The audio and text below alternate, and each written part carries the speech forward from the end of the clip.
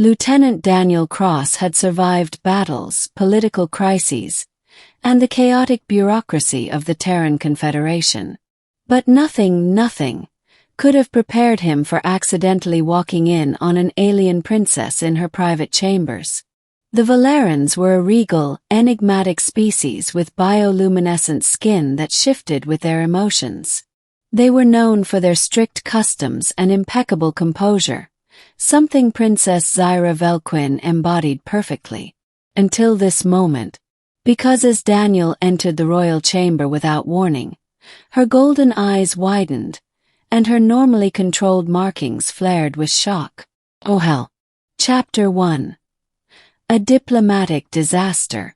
Daniel had been summoned to discuss the final terms of an alliance between Earth and the Velaran Empire. The meeting location. The princess's private quarters. What no one told him.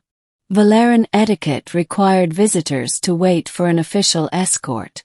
And so, in classic human fashion, Daniel strode in completely unaware, and found himself face to face with a very unprepared alien princess. Princess Zhyra, who had been in the middle of adjusting the ceremonial drape across her shoulders, froze. A heartbeat of silence. Then, her bioluminescence flared in a cascade of swirling colors. Shock, embarrassment, and something else he couldn't quite read. Daniel's brain crashed.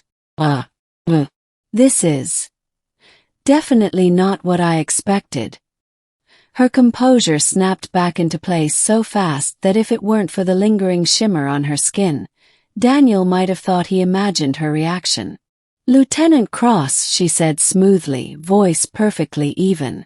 You have entered without proper clearance. Daniel held up his hands. Right. Totally my fault. I didn't, know there was a protocol. Her golden eyes narrowed slightly. You mean to tell me you entered the private chambers of a Velaran royal without waiting for an escort? Daniel cleared his throat. This was bad. Yes. She exhaled slowly, but her markings still pulsed faintly. He wasn't sure if that meant irritation or something else entirely.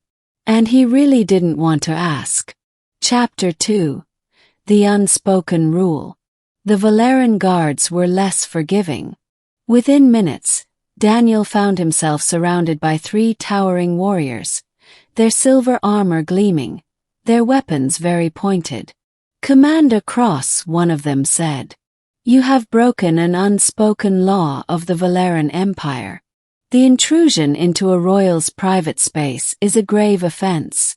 Grave offense. Daniel turned to Zhyra. Okay, look, I screwed up. But this seems a bit overkill. Zhyra studied him for a long moment. Then, in a move that shocked everyone, including Daniel, she raised a single hand. Lower your weapons, she commanded. The guards hesitated but obeyed. Daniel exhaled. Crisis averted. Not quite. Zhyra stepped closer, and he became acutely aware of the fact that she was now very much in his space. You are fortunate I believe in diplomacy, Lieutenant, she said, voice measured. But the rules must be honored. Daniel's stomach dropped. There's a punishment, isn't there? Was. Then, to his utter horror, she said. You must partake in the trial of understanding. Chapter 3. The trial of understanding. Okay, so, what exactly does this trial involve? Daniel asked, trying very hard not to panic. Zhyra's expression remained unreadable.